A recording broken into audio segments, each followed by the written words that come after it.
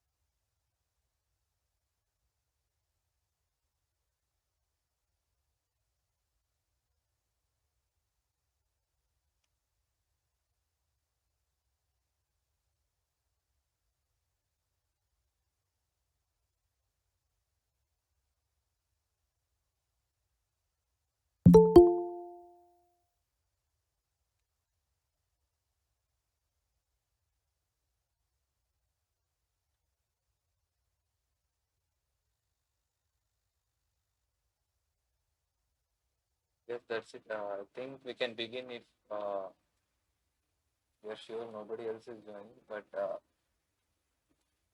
let's wait one more minute and we will begin our session immediately.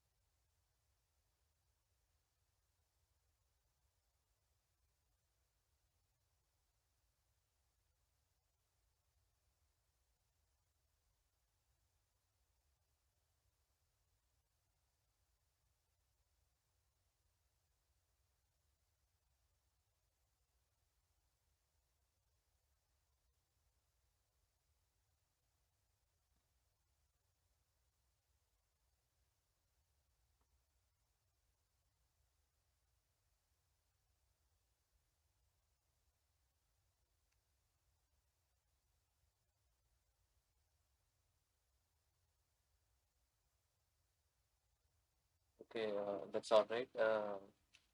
Hello all and good evening everybody. Uh, I hope my voice is audible to everyone. And another check is like, just let me know if the screen is visible to everyone. Uh, Yes, it's visible. okay, okay. Thank you very much. So last time there were some disturbances, so this time I tried very much to avoid all of them. So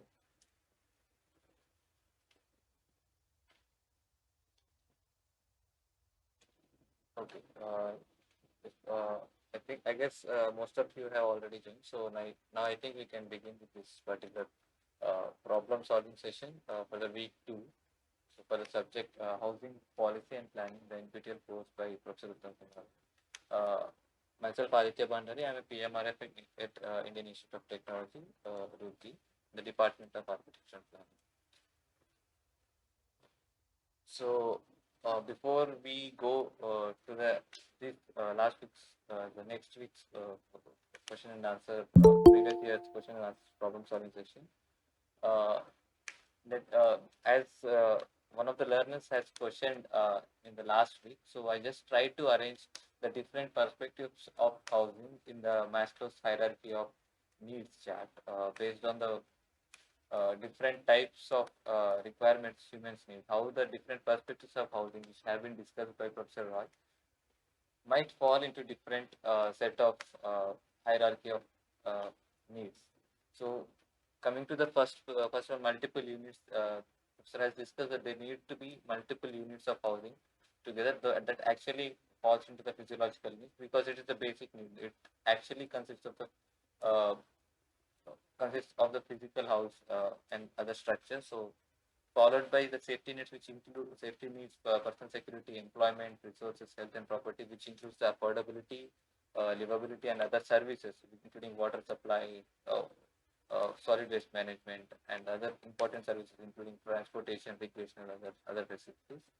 Then the community, which comes to the third higher level, higher tier of the hierarchy of needs proposed by Abraham Maslow. Then and finally the individuality, which we have discussed, uh, which is generally not focused in multiple studies, but however it is one of the important aspects of housing perspective, which has been ignored often. So that has been discussed by uh, very much in detail by Professor Bhatt.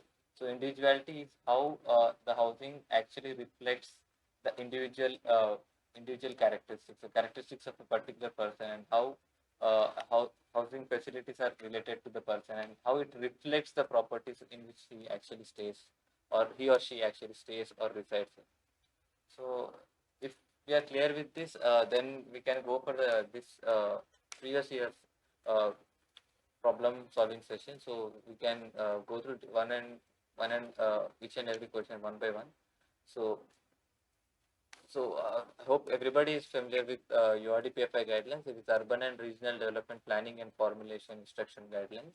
So which has been framed by Town and Country Planning Organization of India in 2014. So earlier there used to be only UDPFI, Urban Development and Planning Formulation Instruction.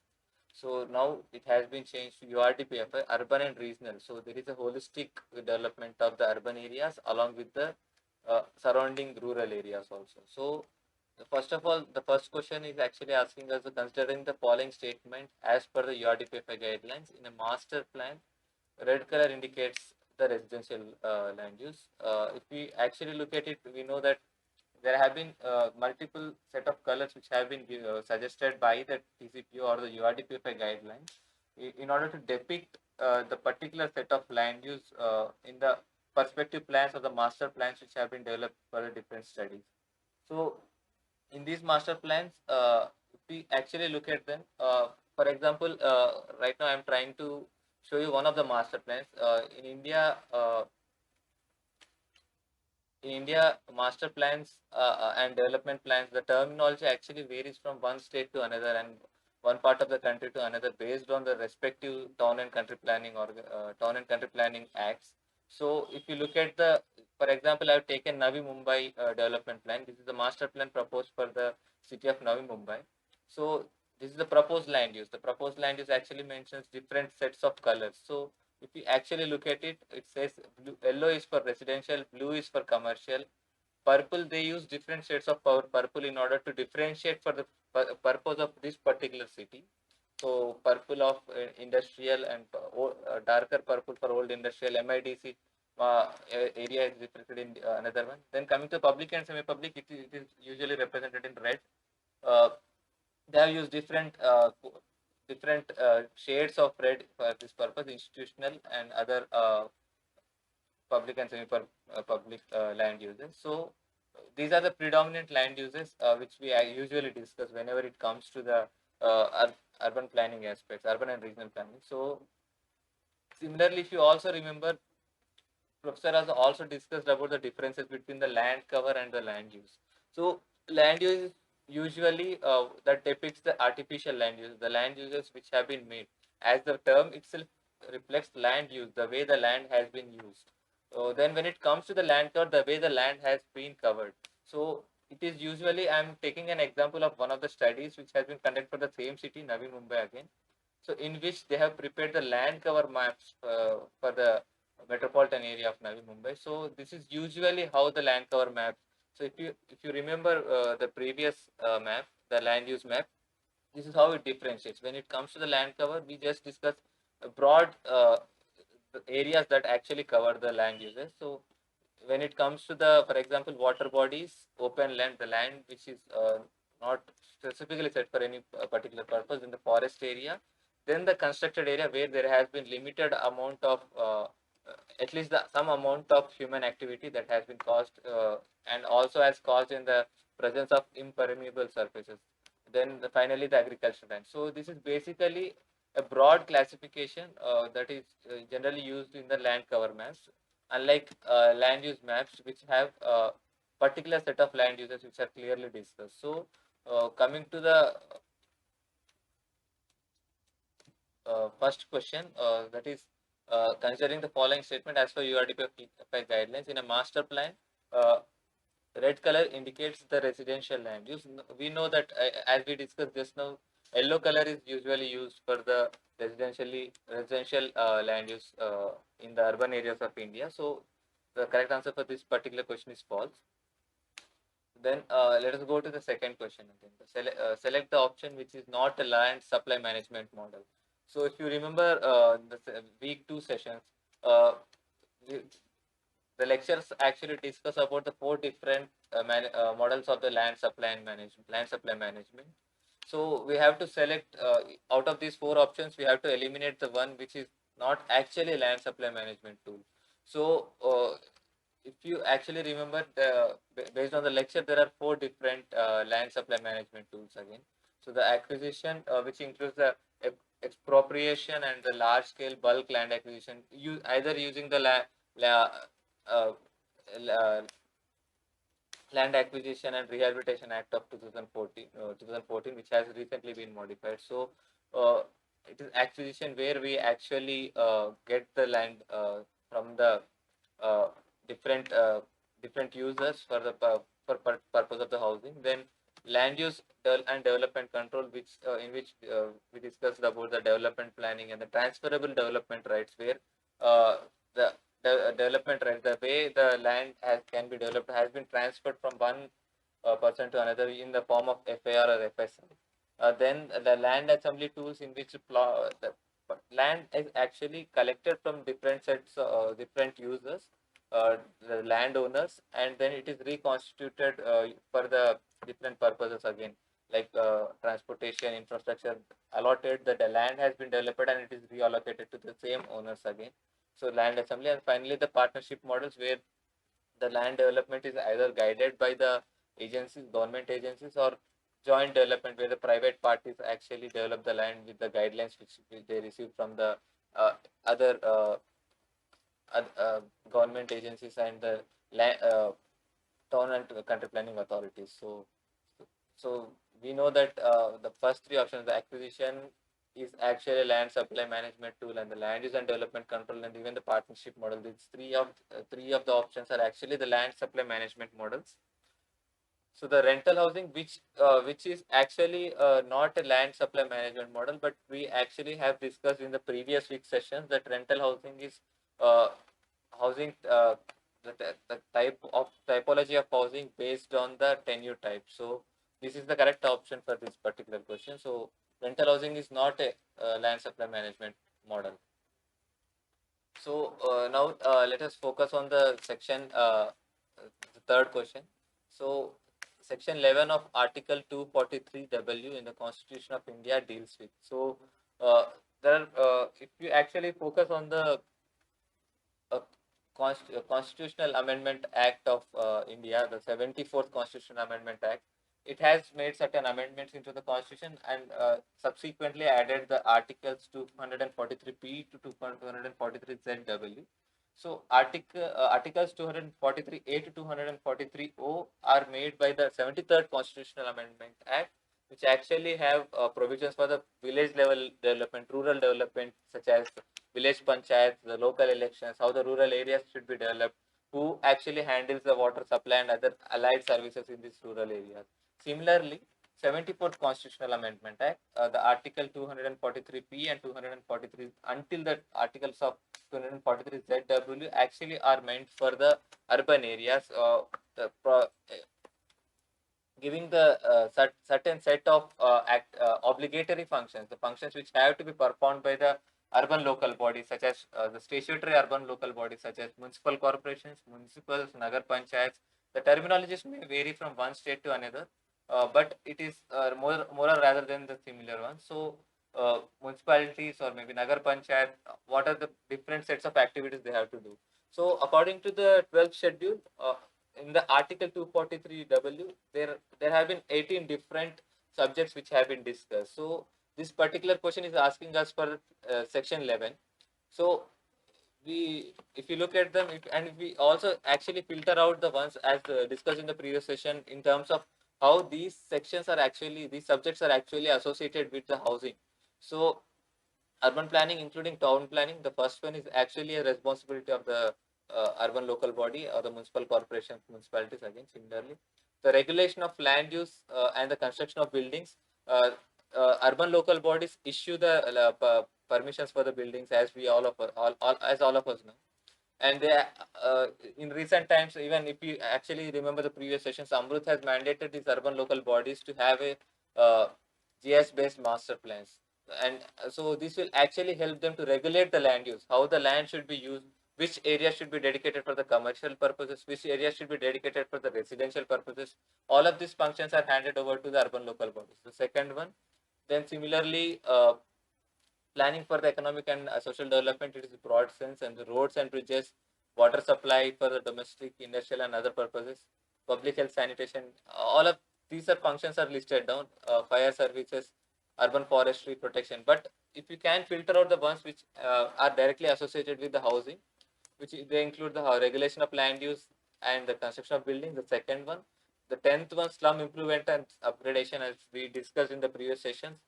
Slums are informal settlements. Slums are informal settlements which do not have the people, the residents of slums do not have the adequate property rights. So, slum improvement and upgradation, if there is any rehabilitation and further other redevelopment which requires in the slum, this is also a function of the urban local bodies. Of course, it can be done with the support of the state level acts and even the uh, land LUDCPs provided by the urban development authorities also. But slum improvement and upgradation is also one of the important function, obligatory function rather of the urban local bodies or the municipal corporation. Similarly, urban poverty alleviation. Then the 12th one, provision of the urban amenities and facilities such as parks, gardens, and playgrounds. So, if you actually look at it, urban poverty alleviation, out of the four one, regulation of land use and construction of buildings, as we discussed, is the second one. Slum improvement and upgradation is the 10th section. Urban poverty alleviation is the 11th section, and finally, the provision of urban amenities, it is the 12th section. So, according to the question, if you actually look at it, the correct answer for this particular question is urban poverty alleviation. So, now let us go to the fourth question. HUDCO. HUDCO is basically Housing and Urban Development Corporation, which has been established in the year of 1970 by the Indian government for financing and financing the housing related projects in Indian cities. So you can also look at it as it is also listed as private limited company, and it is uh, it is it is quite under the control of the government of India. So, the Real Estate Regulation and Development Act was introduced in the year. So, if you actually remember, the correct answer is 2016. So, basically, if you actually remember the session, so the transparency and accountability in the real estate sector. So, as we discussed the transparency, how the Real Estate Regulation and Development Act, the RERA Act of 2016, how it actually enhances the transparency in the real estate sector. So the builders, the developers, the private parties, and also the RERA Act is proposed in such a way that it benefits both the uh, builders and the real estate developers, and also the consumers or the users of this uh, re, uh, users of these buildings and other. So basically, the transparency refers to the way the functions are carried out by this particular builders or the real estate agencies. So the way they are handling their finances, the way the work is progressing over a period of time from inception to the end of the project, since construction throughout the different phases, and also the transparency. So there are certain provisions made according to the RERA. So in which they mention the builders have to provide the details of each and every that has been taken place over a period of time, and they have to intimate the consumers or the users, the people who are interested in buying these properties. So they have to let them know the what is the current status of work which is going in over a period of time and on the regular basis again. Similarly, accountability is also enhanced to the RERA Act, where the real estate agencies and the other developers have to take the responsibility and commitment in order to finish the projects which they have committed to in the stipulated period of time, so that there won't be any delay which will actually cause some kind of trouble, maybe you, on the period of time issues, or maybe also in terms of the financial burden also. Okay, now let us look at the question number 6. Which of the following organizations is not responsible for housing policy at central level?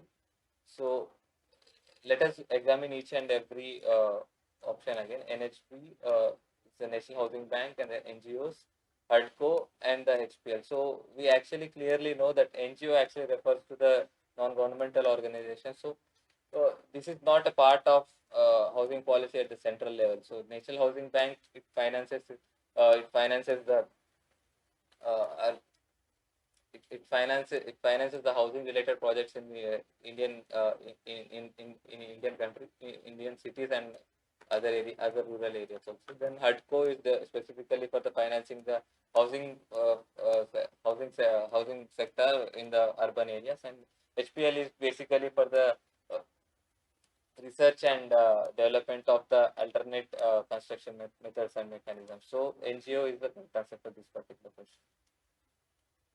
So now, if you remember, there are multiple reforms which have been taken in the 20th century and over a period of time, from the period of 2000 to 2020 to the present day. So the present question is asking us which among the following is or are not the example of reforming in the housing and the land market. So if you remember the session, there are multiple national level policies and the recommendations that have been made in order to ease the burden on the users and also to make the housing available for everyone. So we have seen the reforms at the national level and also at the state level with the case study of the Odisha housing for all policy, say housing policy. So let us examine each and every statement here first. First of all, so first one is the 100% FDI in the housing projects. So the FDI, as we remember, actually refers to the foreign direct investment. So after the period after 2000 in the 2001 period, so the government has given a proposal where 100% of FDI has been allowed for the housing projects. So the private developers and even the government agencies can get the investment which is required for the housing projects and develop the housing accordingly using this foreign direct investment. So this is one of the great examples, and actually we have discussed these kind of examples earlier also. So 100% FDI in housing projects is directly helping as a reform in the housing or and even the land market. So it is actually helping with the housing projects. It is actually helping in reducing the burden on the local investors and the private investors directly. So this is directly helping it is a direct reforming, improving the housing and land market. So uh, this is uh, this is the correct example of reform. So we can eliminate this option as of now. So second one is reforms in the Land Acquisition Act. So if you actually remember the first Land Acquisition Act, the Land Acquisition Act, which we had followed over a period of time until the year of 2013, was actually Land Acquisition Act, which has been framed in 1894 during the British period. there were certain problems associated with it, because when it came to the land acquisition, as we uh, discussed, there are four different methods of land supply management. So one of them is acquisition of land, in which the land is taken from the landowners for a, for a public purpose, let it be housing or any other sector. So that used to cause a lot of trouble, because Land Acquisition Act did not have enough proposal so that it can convey the need of such a project to all the residents and all the landowners, and take the land for that particular purpose. So it was a very difficult process. So the government of India has actually made another Land Acquisition Act. So it is known as Land Acquisition and Rehabilitation and Resettlement Act, which has been framed in 2013.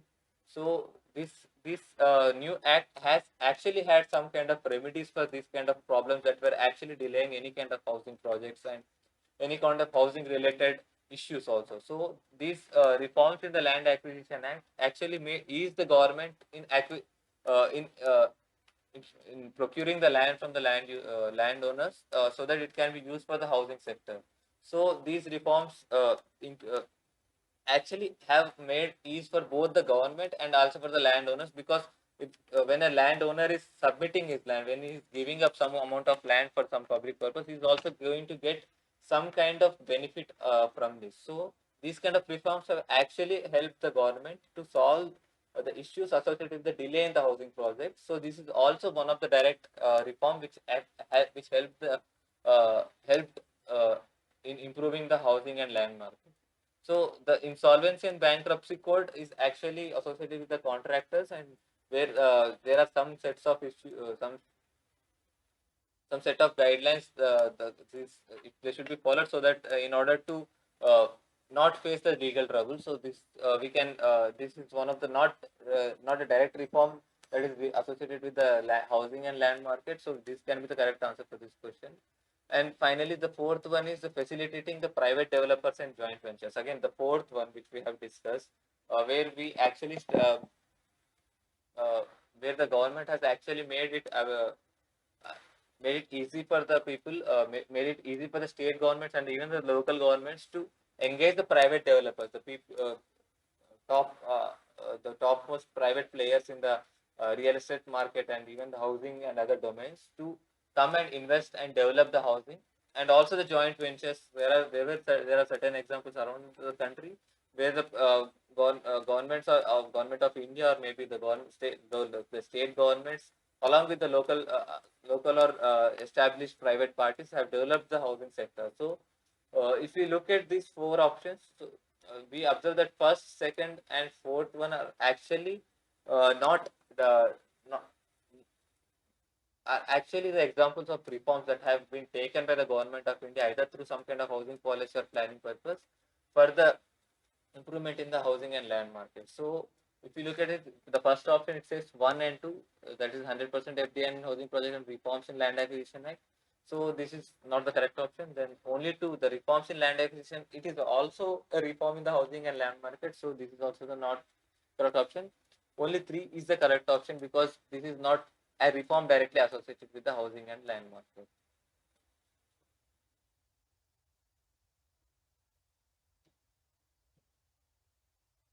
Okay, now let us proceed to the planned housing development. The eighth question. For a planned housing development, which of the following is the correct sequence of development? So, if we remember the different types of, we can actually relate this question also with the previous session, previous week's questions also, because we have discussed the 3 different types of housing based on the uh, that is organic land, formal housing and informal housing. So informal housing generally result because of the unplanned types of housing, where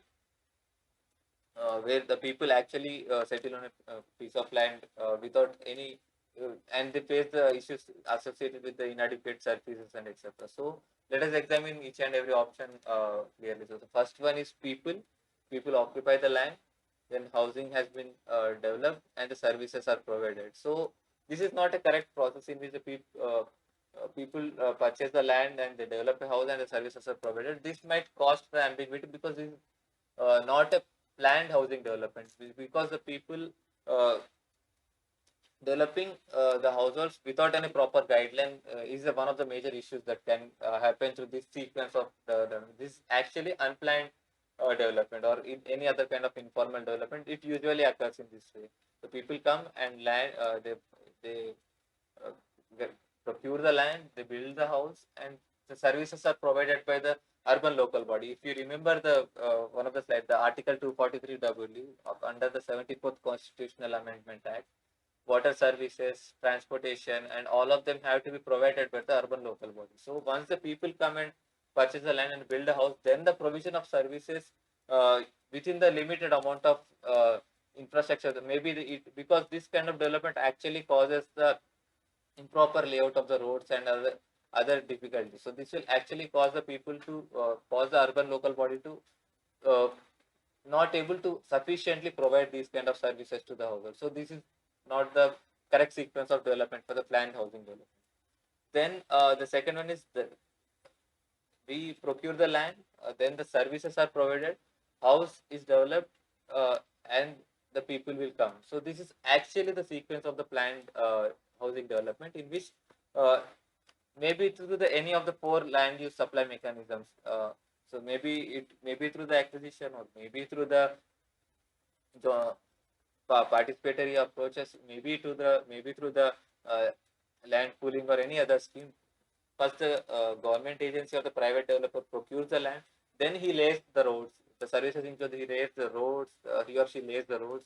Then the party also develops the other important infrastructure, maybe the street lighting facilities, the water supply pipeline, or the sewage pipeline, the solid waste management, other services are developed.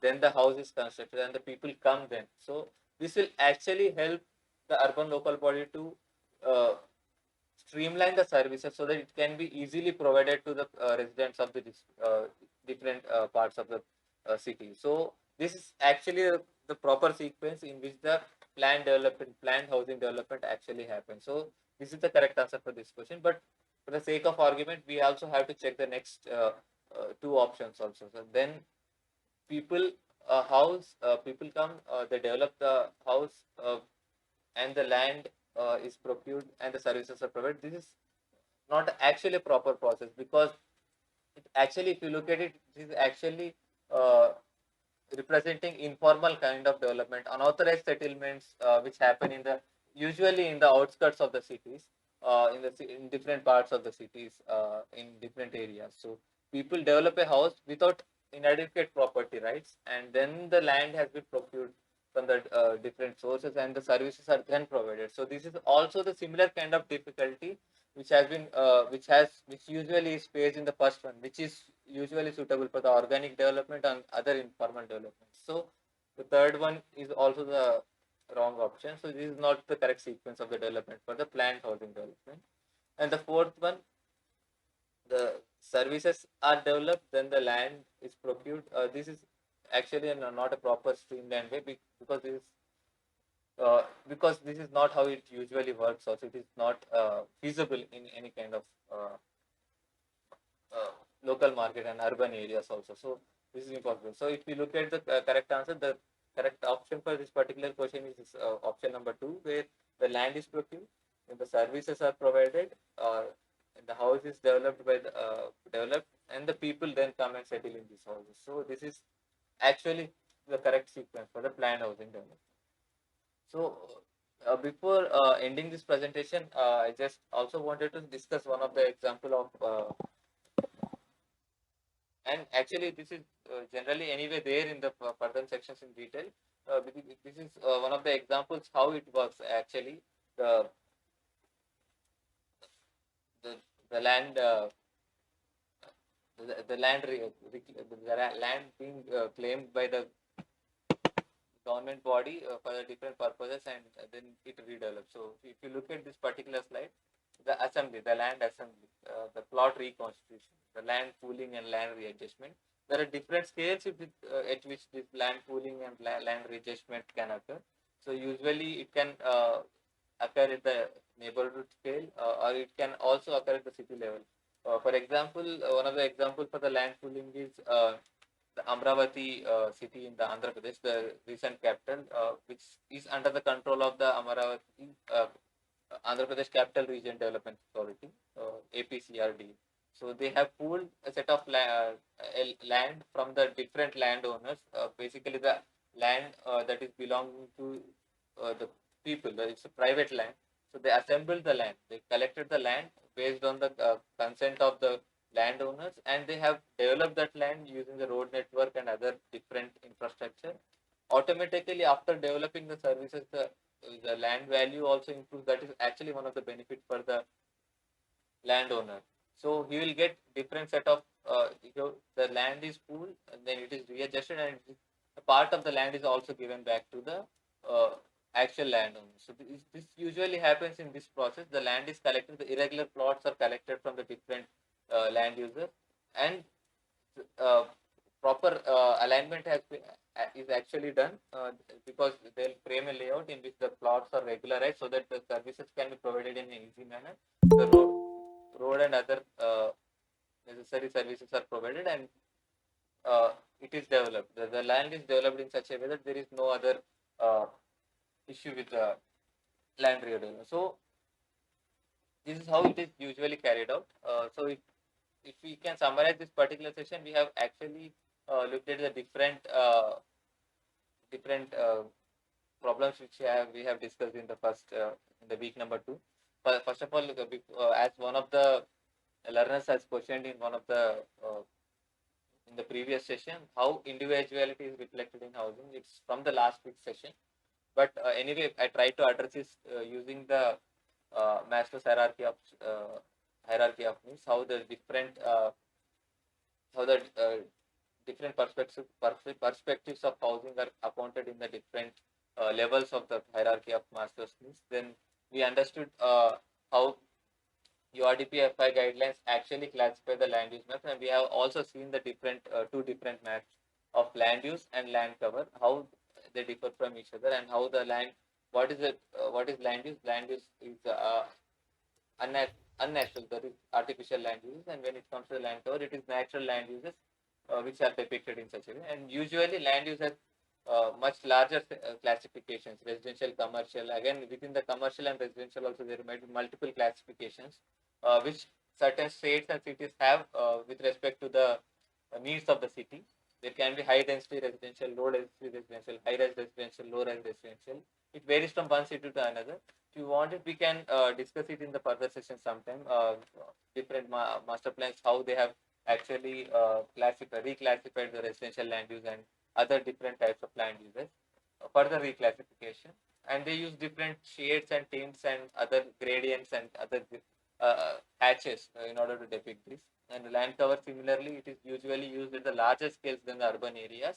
Usually, it is also used for the district level or regional level analysis, where built up is one of the only important, because whatever the land uses which you discuss in detail in the land use plan, it is just shown as a simple built up and urbanized area in the land cover maps.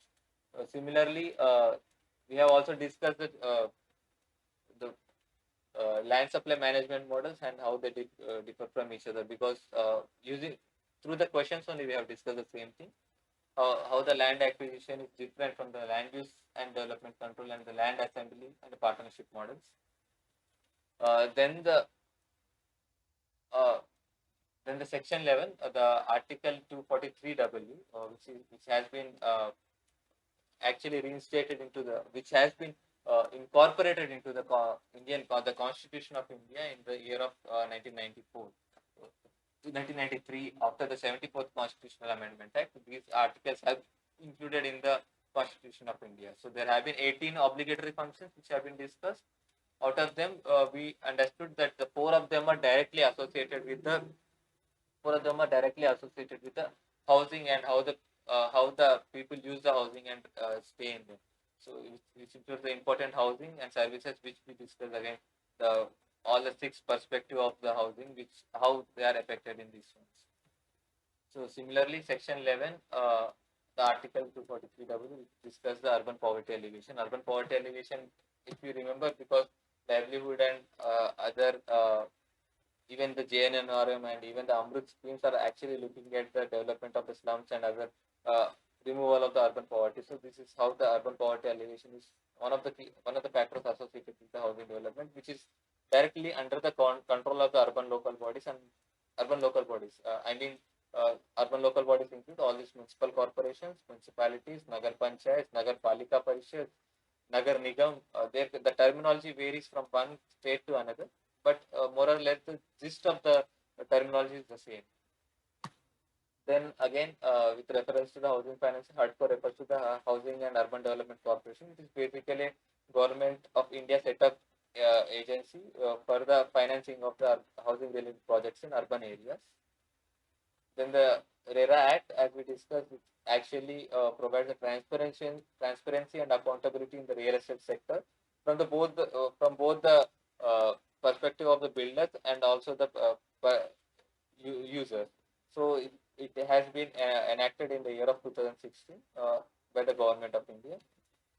Then further, it is also important for all of us to remember that RERA, the Real Estate Regulation and Development Act, actually also uh, has multiple authorities which actually functions under this one, and also it has also, if you look at the act, it also mandated the state governments to establish certain authorities, because if you know that there are certain set of instructions provided by the central government to the state government to in order to control the real estate development and regulate it accordingly in the states also. So RERA is uh, actually also helps the state governments to regularize and regulate and develop the real estate in the particular states and urban areas accordingly.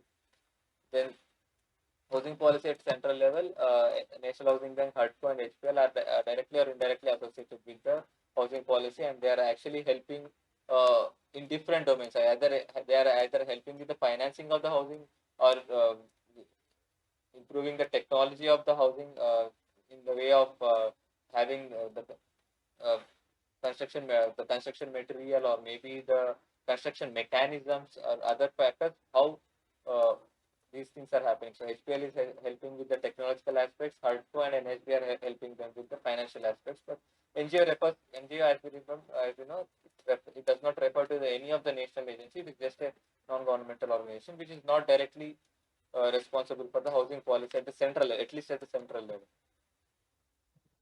So then again, the last one, the 100% FDI in the different reforms that have been taken place. We just try to list them down. That FDI, the reforms in the Land Acquisition Act, and the facilitating the private developers and joint ventures uh, under the four different ways in which land supply management is undertaken. We we identified as these are the different reforms which have been developed in the housing and land market. And finally, the last question again, from which we just revised the actual process of planned housing development. We also eliminated the other options in this one, to understand the sequence and how what this sequence actually means. For example, we know that the second option is directly related to the sequence of the housing development, the planned housing development. With the first and third option, first option, if you look at it, actually leads to the informal settlements or the illegal settlements.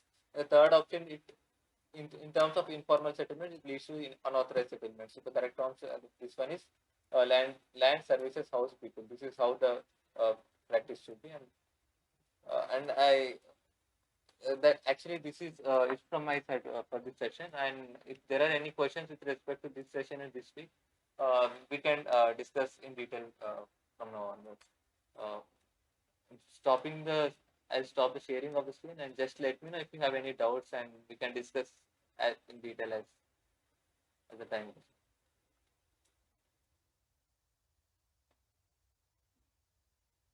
Okay. Okay. Okay, Isham, and actually, sorry, my mic got muted. Sorry. So services, as Hisham has questioned, services they generally refer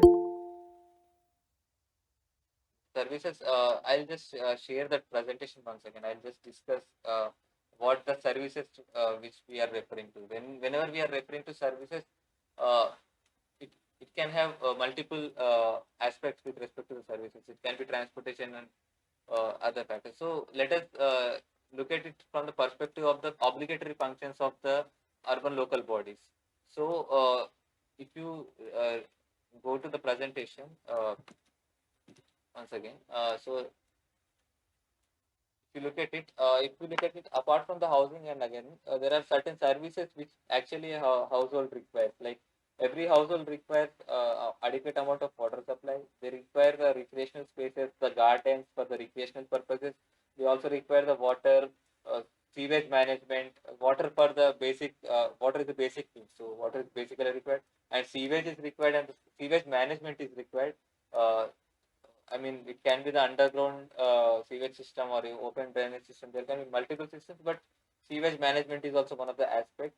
The wastewater generated from the household should be collected, treated, and then disposed into the water body. So there are multiple services associated with the housing facilities. So when a person is, for example, if I am looking for a house, so I will look at these different aspects. So when I am staying in particular household, I will look at what are the different options that are available. First of all, if it is close to my working place, if it is not close to my working place, what are the different modes of transport that are accessible in the limited amount of distance which I am able to travel. So that so transport is one of the important services. So if you look at this particular 12th schedule, 18 obligatory functions of the urban local bodies, the roads and bridges, and this is also one of the important aspects of the uh, urban local bodies that it has to handle it. It is one of the obligatory function of the urban local bodies. Then water supply for domestic, industrial, and commercial purpose. Public health and sanitation. Yes, if you are staying in an urban area, you want health facilities in the accessible distance. Fire services. So there are different services. Similarly, just the example. If you look at this 18 obligatory functions of the urban local bodies. The fourth one, the roads and bridges, the water supply, the public health, sanitation, which in sanitation includes the sewage management, solid waste management, storm water management, then the fire services. So if there is a fire hazard, there is a need of the safety purpose again. So the fire services, the urban forestry and other, these are not the services again. So again, then further coming to the promotion of cultural education, aesthetic aspects, burial grounds, again cremation grounds, for the deceased people and the other associated amenities, so the public amenities. So these are all the services which we are trying to discuss about. So I hope I'm clear with the. I hope I have explained the services in a proper way. But still, if you have any doubt, you can just let me know. Is there any doubt with respect to the services again, with respect to the housing?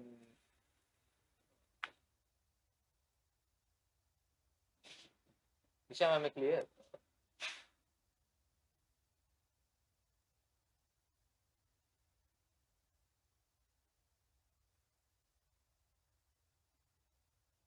Okay, I hope everybody is aware.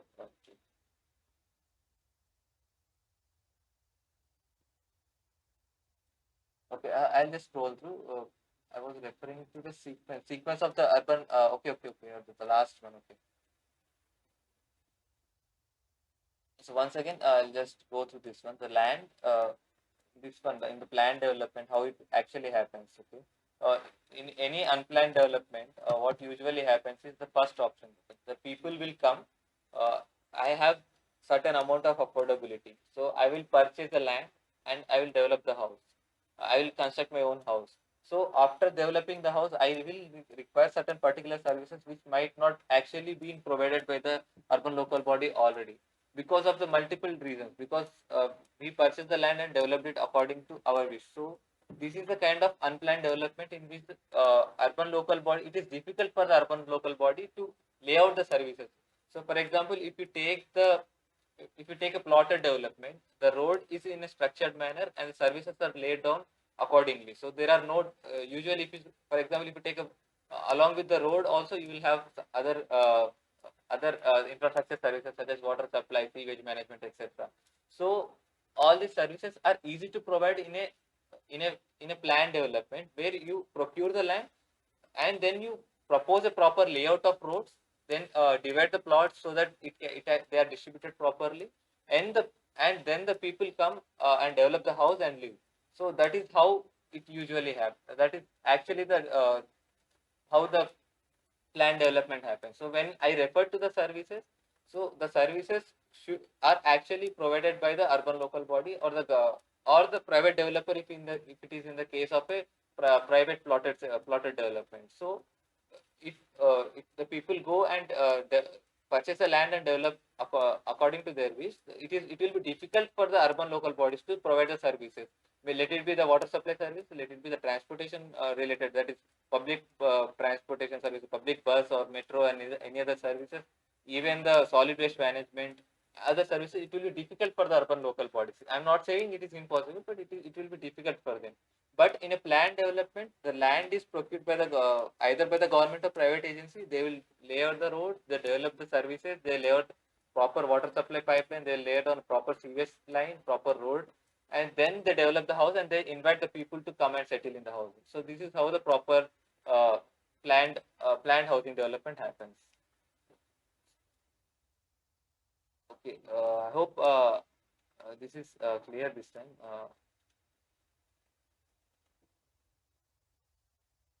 Okay, I'll just go through the presentation once again. So that we just revise once again. So again, first of all, we discussed based on the previous session's question. We discussed how individuality is one of the one of the perspective of housing, because it actually is situated on the higher level of Maslow's level of hierarchy. Uh, Once we have the basic shelter, then we have affordability, then we have the livelihood, we earn money to live, then we have services, basic services as we discussed earlier just now, because services has been discussed so many times today again.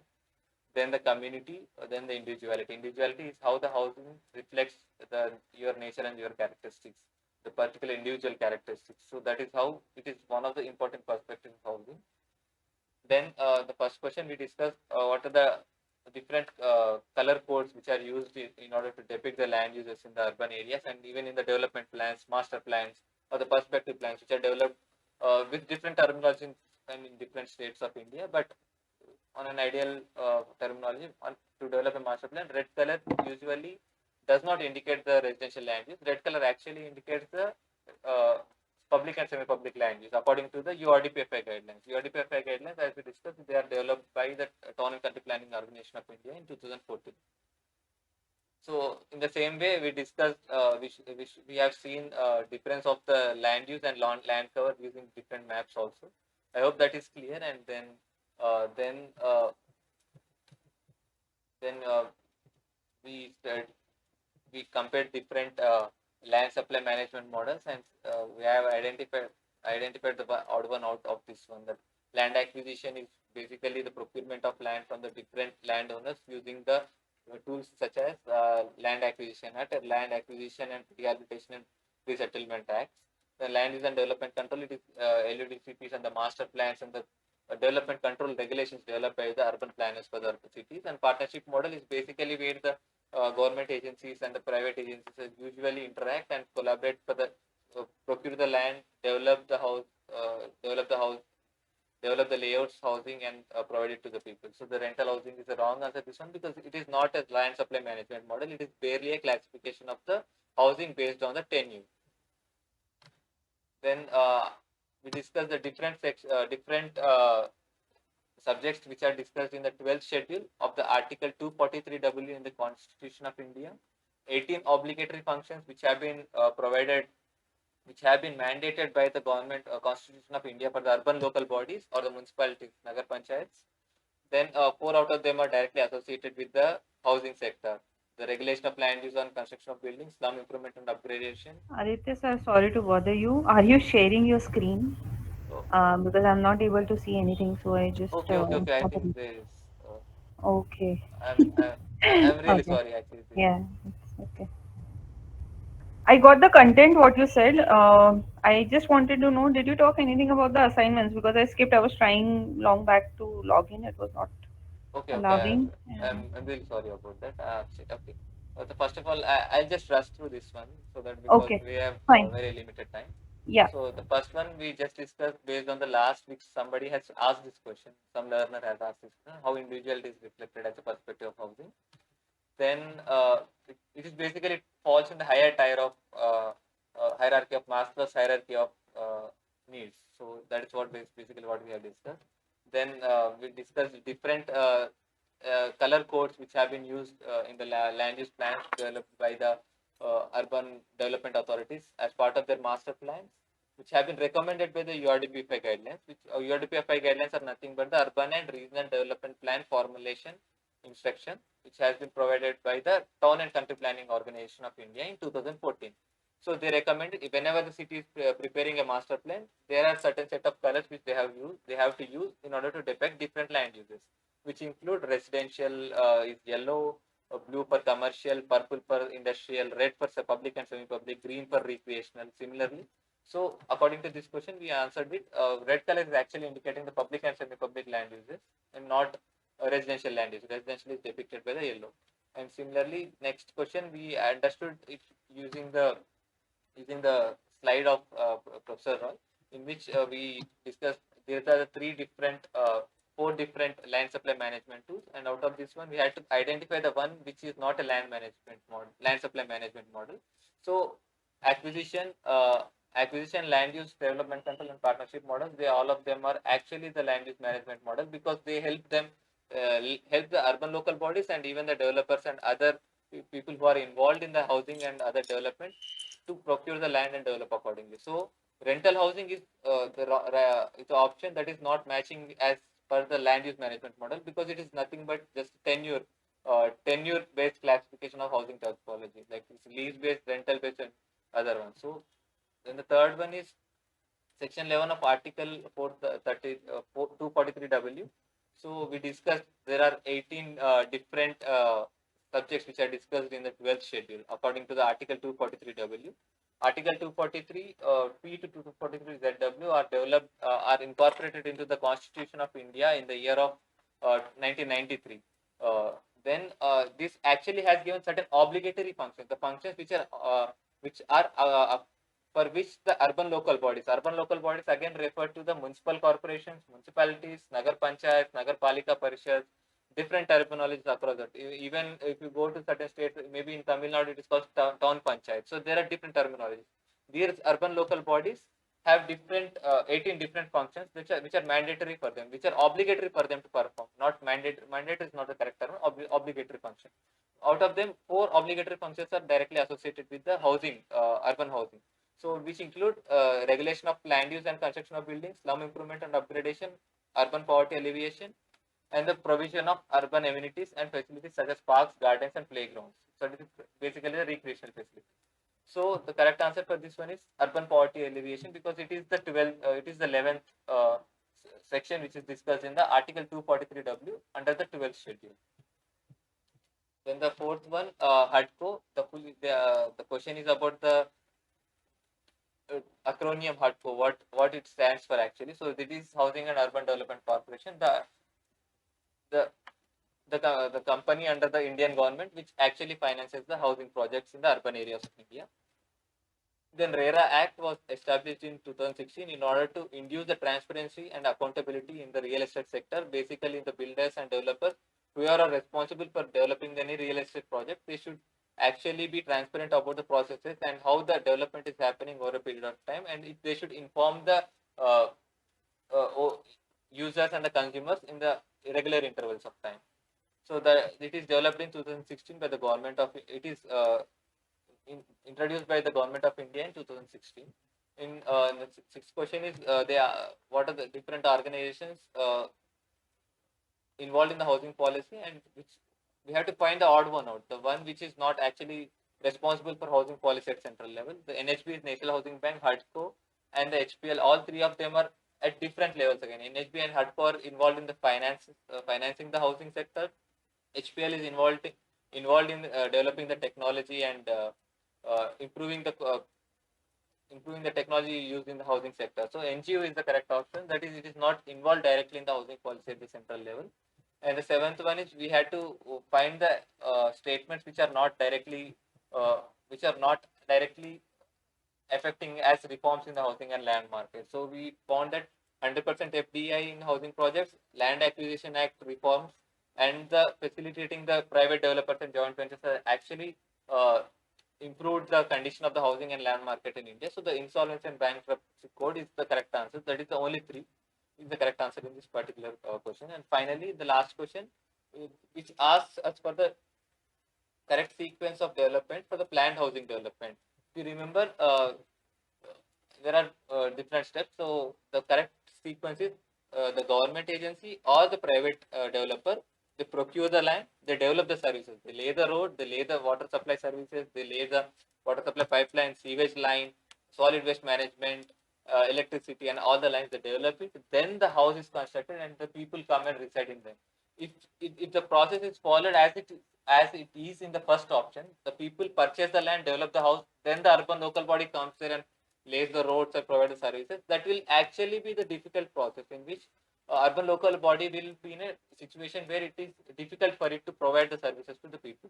So the correct option, the planned housing development, actually follows these four steps. That is, land is procured, the services are developed, housing is houses are developed, and finally people come and reside in them. So this is the basic sequence of the presentation for today. Uh, hope it is clear for everyone, and hopefully we can discuss in detail in the next session also if there are any doubts.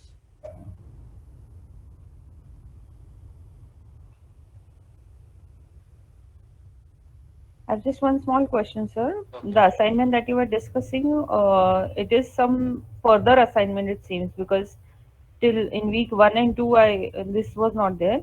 So you are just telling us how the assignment is to be solved, that's it, right? Yes, yes. Actually, that is my responsibility basically. The thing Okay. is, I have to take either the previous questions or develop some questions, and accordingly we'll discuss the different questions and how we can solve them, which will actually help us to solve the actual assignments for the week 2 in the coming sessions. Okay. Okay. Sure, sure. And one more question, sir. Sorry, but for the exam that we have, is there any pattern which is fixed, like the way the questions are asked? Uh, Like we have MCQs or true false questions in the assignments. So is it similar to the these questions that are in the assignments, or is it different? so you're talking about the final exam, right? Yeah. Yes, sir. Actually, Final exam. even I am not aware about that part actually, Okay. because even that is not under my domain as of now. Because my responsibility and the task which I have been assigned is that we discuss the questions and the uh, relevant how we have to solve them accordingly. So, if there is any question regarding this, I will just try to communicate with faculty and other members, and I'll try to let you know. Okay, sir. Sure. Sure. Thank you. Thank you. Thank you. So, if there are no further doubts, I think we can uh, conclude the meeting. Yeah. So there will be another session also. Like you were saying that if there are any doubts, we can solve in the next session. So, the next section is actually at the same time at 7 to 8 in the next week only. So, Okay. Every Monday it is there, right? yes, yes, yes. Okay. All That is right. the dedicated time for this. Okay. Okay. Okay. Fine. Thank you, Thank you so much, sir. Thank you. thank you, thank you, everybody for joining, and let's conclude the meeting. Thank you.